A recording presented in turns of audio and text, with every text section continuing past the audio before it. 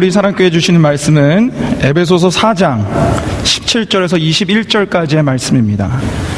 오늘 하나님께서 주시는 말씀 에베소서 4장 17절에서 24절까지의 말씀입니다. Today's scripture is Ephesians chapter 4, verse 17 to 24. Ephesians chapter 4, verse 17 to 24. 오늘 하나님께서 주신 말씀 에베소서 4장 17절에서 24절까지의 말씀, 여러분과 제가 한 절씩 교독하도록 하겠습니다. 제가 먼저 하나님의 말씀을 받들어 읽겠습니다.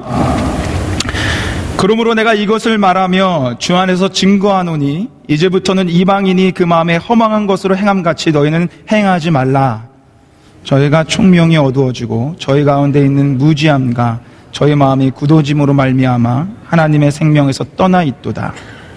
저희가 감각 없는 자 되어 자신을 방탕에 방임하여 모든 더러운 것을 욕심으로 행하되 오직 너희는 그리스도를 이같이 배우지 아니하였느냐. 진리가 예수 안에 있는 것 같이 너희가 과연 그에게서 듣고 또한 그 안에서 가르침을 받았을진데 너희는 유혹의 욕심을 따라 썩어져가는 구습을 쫓는 옛사람을 벗어버리고 오직 신령으로 새롭게 되어 하나님을 따라 의와 진리의 거룩함을 지으심을 받은 새 사람을 입으라. 아멘. 잠시 기도드리겠습니다. 하나님 아버지 감사합니다. 아버지 이 시간 주의 말씀 앞에 섰습니다. 하나님 우리의 마음의 문을 여사 주의 말씀이 심겨지게 허락하여 주시고 주의 말씀을 들어 우리 영혼이 다시 새롭게 되어질 수 있도록 주님 역사하여 주시옵소서. 여호와여 말씀하여 주시옵소서. 주의 종들이 듣겠나이다. 감사드리며 말씀의 주체이신 예수 그리스도 이름으로 기도 올리옵나이다. 아멘. 예, 감사합니다. 오늘 기도, 찬양 너무도 감사합니다. 그리고 이렇게 오신 여러분들을 진심으로 환영합니다.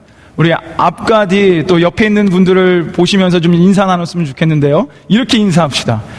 당신 때문에 행복합니다. 이렇게 인사합시다. 바라보시면서, 예, 당신 때문에 행복합니다. 예. 예, 감사합니다. 예. 자, 여러분 때문에 정말 행복합니다. 예. 하나님 때문에도 행복합니다. 예.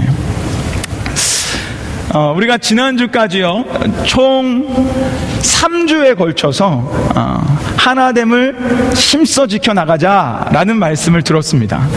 그러면서 지난주 결론적으로 이 하나됨은 우리 그리스도인이 성숙되는 길이다라는 말씀을 들었습니다. 혹시 기억하시나요? 예, 하나됨은 성숙이다라는 그런 말씀을 들었습니다. 지금까지 선포된 하나됨의 말씀은요, 이 시선이 각 개인이 아니라 공동체에 있었습니다. 이 교회 공동체. 그래서 하나를 이뤄라 이런 얘기를 했습니다. 근데 오늘 말씀부터는요, 시선이 공동체에서 각 개인으로 이동하게 됩니다. 각 개인으로. 시선은 공동체에서 개인으로 옮겨졌지만요, 여전히 주제는 변하지 않고 동일한 주제가 흘러가고 있습니다. 그 주제가 뭐였죠? 이 에베소서 4장부터 해서 시작되는 주제가 부르심에 합당하게 행하라. 예, 감사합니다. 부르심에 합당하게 행하라 라는 이 주제를 가지고 시선은 옮겨졌지만 그대로 우리가 지금 말씀이 진행되고 있는 것입니다. 근데 오늘 말씀 여러분이 읽어보셔서 아시겠지만 오늘 말씀은요, 우리가 잘 아는 말씀이에요. 그리고 실질적인 개인을 향한 그런 실질적인 실천 강령이 선포되기 전에 우리한테 정말 중요한 진리 한 가지를 깨닫게 해주는, 아니 다시금 기억하게 해주는 말씀입니다. 실질적으로 이 말씀은 우리가요, 에베소서 2장에서 3장까지 말씀을 통해서 이미 들어온 말씀들입니다. 그러니까 새로운 얘기가 아니에요. 똑같은 얘기를 또 반복하고 있는 것입니다. 그 내용은 바로 복음입니다. 복음.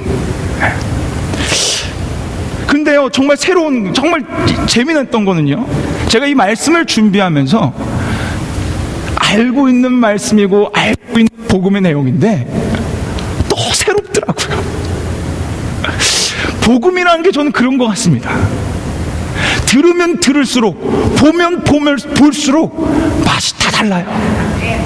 어느 날은 달콤했다가 어느 날은 아주 쓰고 어느 날은 아주 그냥 새콤달콤하고 어쩔 줄 모르는 이 여러 가지 맛이 이 복음 안에 다 있어요. 내가 봤을 땐 이게 복음의 매력인 것 같아요. 그래서 오늘 동일한 말씀이 다시 반복돼서 단어만 바꿔서 나온 것 같지만요, 오늘 사도 바울이 개인적인 실천 강령을 선포하기 이전에 이곳에 넣은 이유가 분명하게 있습니다. 우리에게 다시금 분명하게 이 복음을 기억시켜주는 이유가 있어요. 제가 지금은 그 이유를 말씀 안 드릴 겁니다. 여러분이 이 오늘 말씀을 들으면서 한번 그 이유를 발견해 보세요. 왜 사도 바울이 똑같은 얘기를, 실천 강령을 개인들에게 주기 전에 이 복음을 다시 한번 얘기했을까? 한번 여러분 그 이유가 뭔가를 한번 기대하시며 한번 찾아가시며 오늘 말씀의 여정을 한번 떠나보길 원합니다. 기대되시나요? 예, 복음이 얼마나 달콤하고 때론 쓸 수도 있습니다. 이 복음 한번 우리 들어봅시다. 먼저 오늘 말씀의 핵심이 무엇인지를 우리가 좀 봐야 됩니다.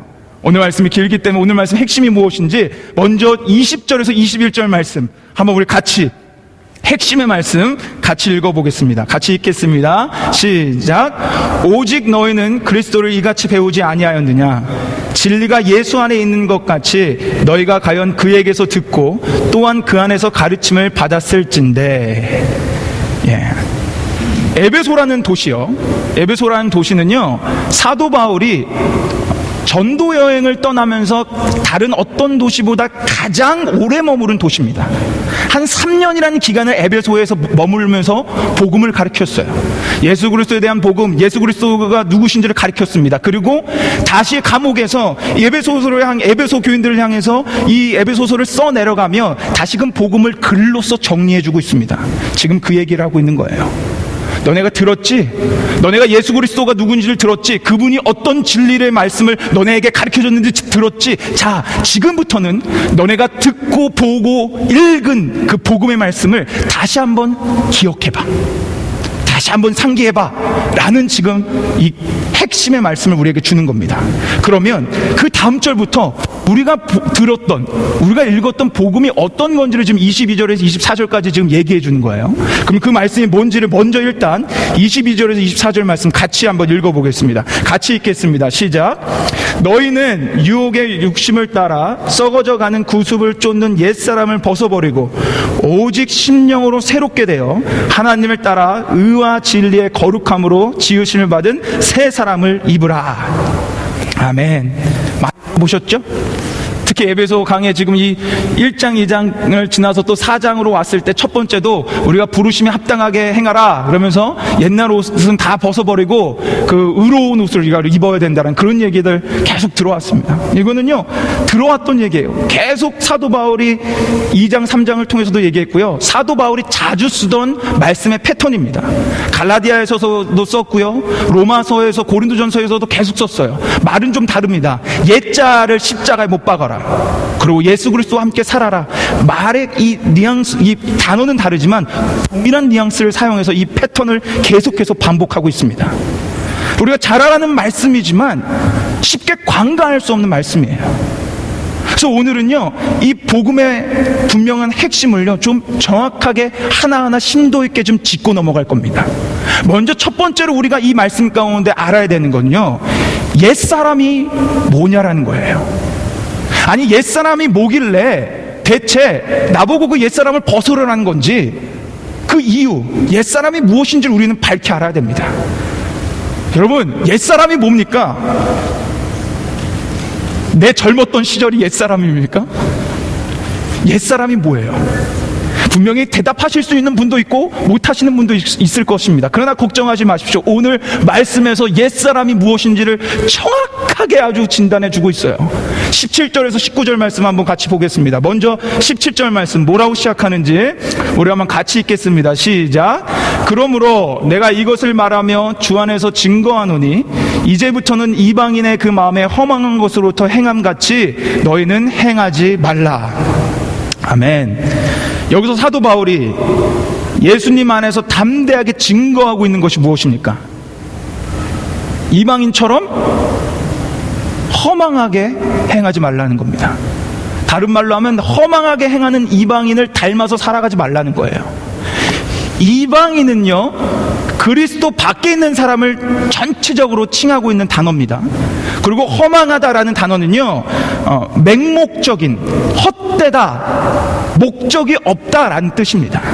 그러니까 지금 이 말은 뭐냐면요, 그리스도 밖에 있는 사람들, 그들은 아무 목적도 없이 허망한 삶을 걸어가고 있으니 그들과 같이 헛되고 목적 없는 삶을 살아가지 말라라는 거예요. 헛된 삶, 목적 없는 삶, 이런 사람 살아가지 말라라는 겁니다. 그러면서 허망한 것이 무엇인지를 18절 19절에서 더 정확하게 정밀하게 우리에게 보여주고 있는 것입니다. 18절 말씀 먼저 한번 우리 같이 읽겠습니다. 시작. 저희 총명이 어두워지고 저희 가운데 있는 무지함과 저희 마음이 굳어짐으로 말미암아 하나님의 생명에서 떠나 있도다. 어떻습니까? 총명이 어둡대요. 무지하답니다. 그리고 마음이 굳어져서, 딱딱하게 굳어져서 하나님을 받아들이지 않는데요. 그래서 놀라운 그 생명에서 지금 떨어져 있다라고 얘기합니다. 에베소서 2장에서 벌써 이미 했던 얘기예요. 거기에 죽었던 자라고 나왔고요, 소망 없던 자라고 나왔고, 하나님 없는 자라고 나왔습니다. 다시금 단어만 바꿨지 동일한 얘기를 해주는 거예요. 근데 더 실상 안타까운 건요, 19절이에요. 19절이 얼마나 안타까운 모습인지를 한번 우리 같이 보도록 하겠습니다. 19절 같이 읽겠습니다. 시작. 저희가 감각 없는 자 되어 자신을 방탕에 방임하여 모든 더러운 것을 욕심으로 행하되. 어떻습니까, 모습이? 감각이 없어가지고요, 방종하여 더러운 욕심을 탐한대요. 저는 이 말씀을 읽으면서 너무 끔찍하고 무섭더라고요. 아니, 비참하더라고요. 여러분, 이게 얼마나 무서운 얘기인지 아십니까? 감각이 없다, 그래서 방종한다. 정말 무서운 얘기입니다.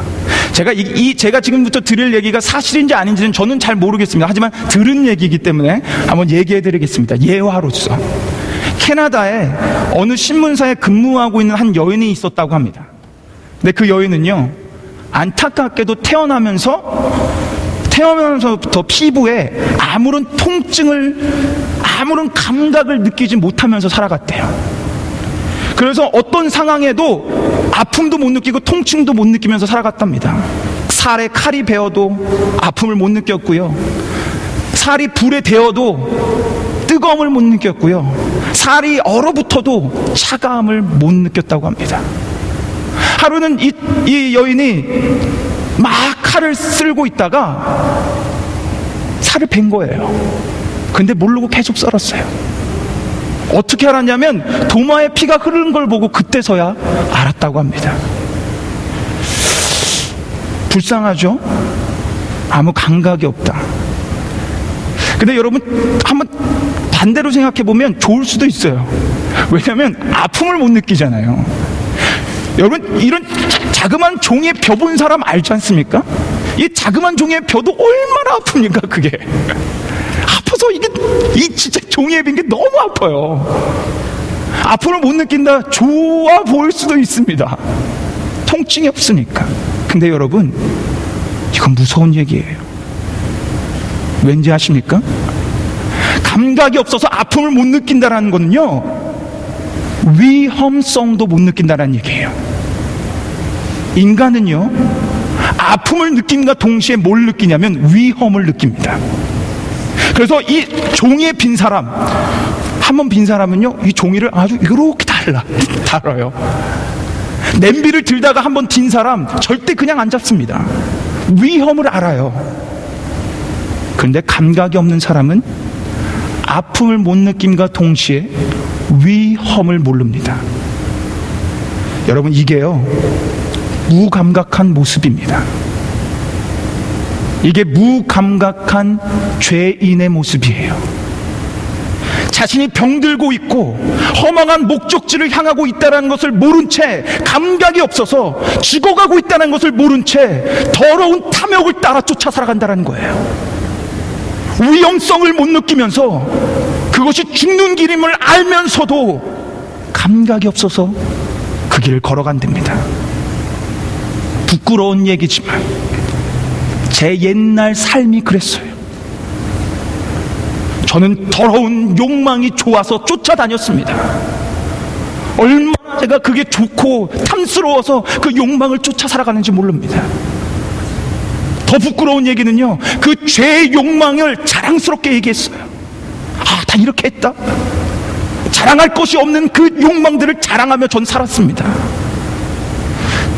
얼마 전 우리 크기돌에서 저희가 모임을 하다가 이와 비슷한 상황이 있어서 하나 예를 들어보겠습니다. 물론 그 친구가요, 그런 삶을 살아가는 친구라는 건 아닙니다.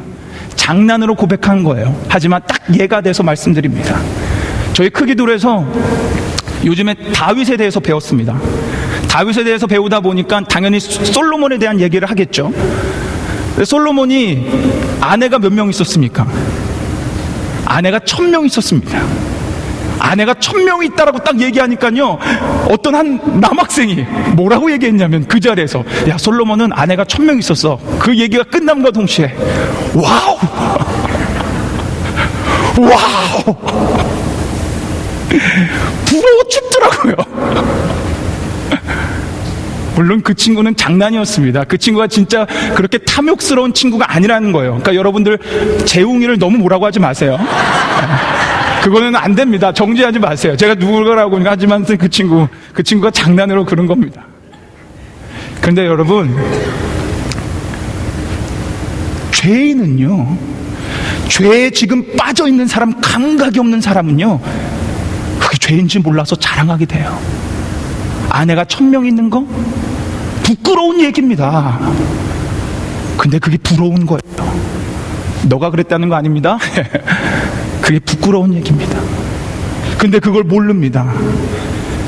여러분, 감각이 없어 허망한 것을 쫓는 지금 이 모습이 바로 사도 바울이 얘기했던 옛사람입니다.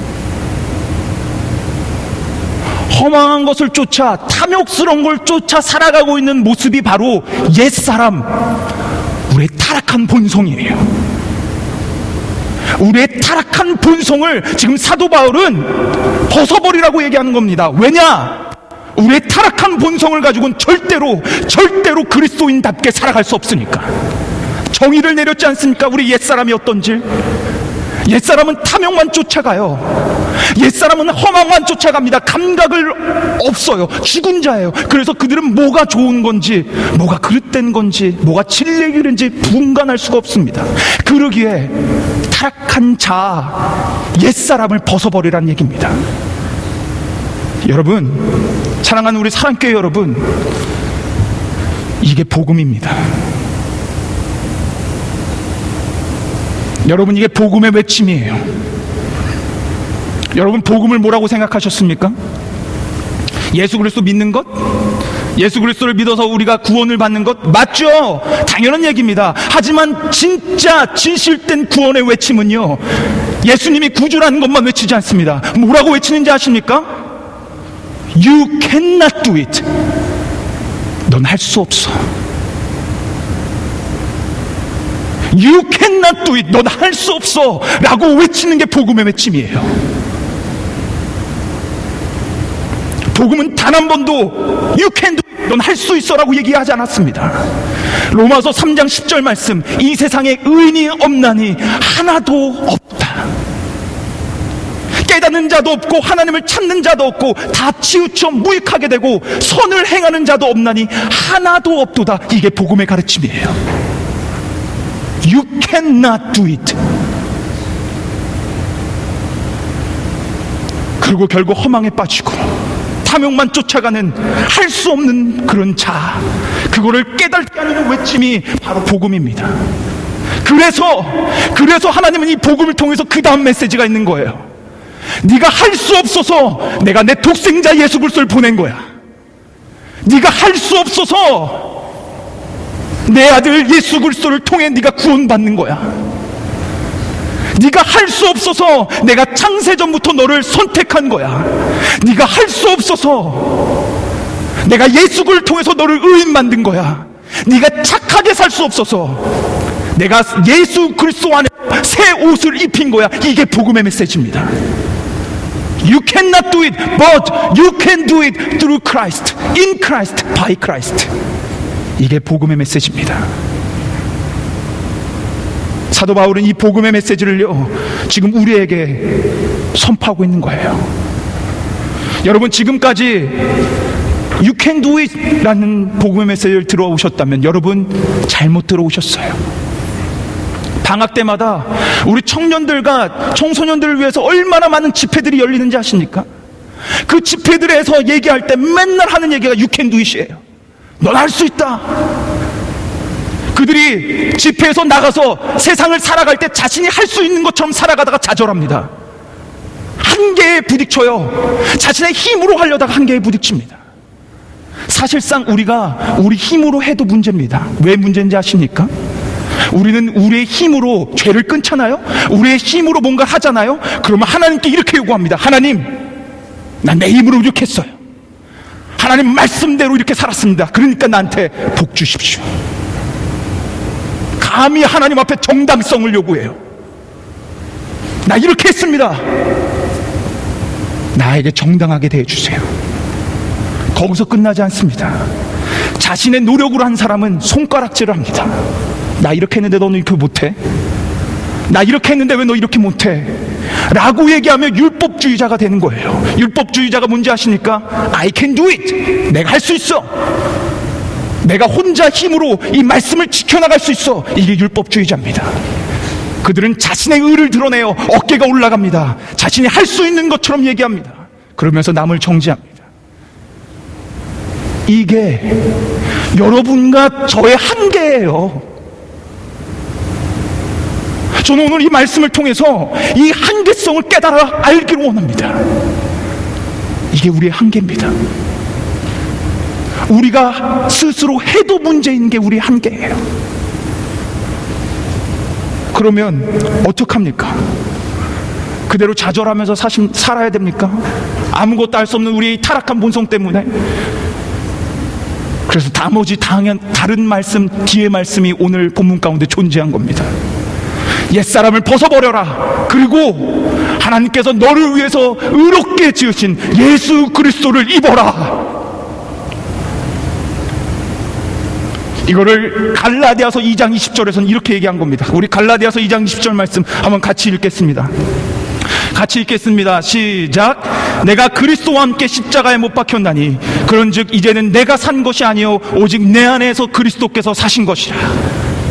다시 한 번 더 읽겠습니다. 시작. 내가 그리스도와 함께 십자가에 못 박혔나니 그런즉 이제는 내가 산 것이 아니요 오직 내 안에 그리스도께서 사신 것이라. 아멘. 여러분, 이게 복음의 외침입니다. 넌 할 수 없어. 그러니 너 십자가에서 예수 그리스도와 죽어. 그리고 예수 그리스도와 함께 다시 살아나. 그리고 예수 그리스도로 살아가. 이게 복음입니다. 그리고 이 복음은요, 단지 죄의 문제만 얘기하는 게 아니에요. 우리 인생의 문제를 얘기하는 겁니다. 단지 죄의 문제를 가지고 이걸로 그냥 국한시키지 마십시오. 우리 인생의 문제예요. 험한 것을 쫓아 더럽고 탐욕스러운 것을 방종하며 따라간답니다. 그 길 끝엔 죽음만 있습니다. 우리 인생의 문제예요. 그래서 예수님께서 요한복음 15장에 이렇게 우리한테 가르쳐 주신 겁니다. 요한복음 15장 4절에서 5절 말씀 한번 우리 같이, 예수 그리스도께서 뭐라고 우리에게 가르쳐 주셨는지 한번 같이 읽겠습니다. 같이 읽겠습니다. 시작. 내 안에 거하라. 나도 너희 안에 거하리라. 가지가 포도나무에 붙어 있지 아니하면 절로 과실을 맺을 수 없음 같이 너희도 내 안에 있지 아니하면 그리하리라. 나는 포도나무요 너희는 가지니 저가 내 안에 내가 저 안에 있으면 이 사람은 과실을 많이 맺나니 나를 떠나서는 너희가 아무것도 할 수 없음이라. 하나님으로 먹고 사는 사람, 예수 그리스도 안에서 먹고 사는 사람, 그 사람의 인생은 풍성합니다. 그러나 그 예수님을 떠난 사람 아무것도 할 수 없다라고, You can do nothing이라고 여기 써 있습니다. 아무것도 할 수 없다. 이게 여러분을 향한 복음의 외침입니다. 사랑하는 여러분, 우리 안에요, 예수님을 믿는 순간 성령의 인치심을 받아서 성령 하나님이 들어오면 동일하게 드는 거룩한 열망이 하나 있습니다. 뭔지 아십니까? 말씀대로 살아보고 싶은 거예요. 죄를 안 져보고 싶은 겁니다. 제가 여러분 질문하겠습니다. 여러분 여기 뭐 80년, 70년, 60년, 50년 살아오시면서 여러분 맘대로 죄를 안 졌다가 졌다가 할 수 있었던 건가요? 여러분이 죄를 안 짓고 싶다고 노력한다고 죄가 안 지어지던가요? 우리의 노력으로는요 결탄코 죄를 이길 수 없습니다. 우리의 노력으로는요, 절대로 예수 그리스도의 말씀처럼 살아갈 수 없어요. 우리는 분명히 50보 100보 가다가 넘어집니다. 10보 가다가 넘어져요. 그게 우리의 한계입니다. 그러면 우리는 그냥 그 자아를 죽이고 예수 그리스도로 살아가면 됩니다. 질문할 거예요. 예수 그리스도로 살아가는 게 뭐냐? 예수 그리스도로 살아가는 건요, 다른 거 아닙니다. 예수 그리스도를 바라보는 거예요. 히브리서 12장 2절 말씀에 뭐라고 얘기하냐면, 믿음의 주여 온전케 하는 예수 그리스도를 바라보라. 24시간 예수 그리스도를 매시 매 초마다 바라보는 것, 이게 예수와 함께 동행하는 것입니다. 예수로 살아가는 거예요. 여러분이 죄 가운데 있을 때, 친구들이 술 마시자고 꼬셔가지고 술 마시면서 술 취하려고 할 때마다, 내 안에 욕망이 생겨서 탐욕스러운 것들을 쫓아가려고 할 때마다, 내 인생이 낭망되고 좌절되고 우울증에 빠지려고 할 때마다 그 상황이 아닌 상황에서 시선을 들어서 예수 그리스도를 바라보는 거예요. 저 골고다 언덕에서 이미 승리의 깃발을 들고 계신 그 순결하고 고결하신 어린 양 예수 그리스도를 바라보는 겁니다. 그게 우리가 예수로 살아가는 삶입니다. 저는 오늘 이 시간 여러분에게 이 복음이 진실되게 각인되기를 원합니다. 우리 청년 여러분, 절대 여러분의 노력으로 죄 이길 수 없습니다. 지금 예수 그리스도 앞에 두 손 들고 나오세요. 지금 이 시간 예수 그리스도 앞에 두 손 들고 나오십시오. 난 할 수 없습니다. 예수 그리스도로만 할 수 있습니다. 여러분이 죄악에서 벗어나고 싶으십니까? 예수 그리스도를 바라보며 살아가십시오. 24시간 예수 그리스도를 바라보며 살아가십시오. 그 말씀을 오늘 사도 바울은 여러분과 저에게 선포하고 있는 것입니다.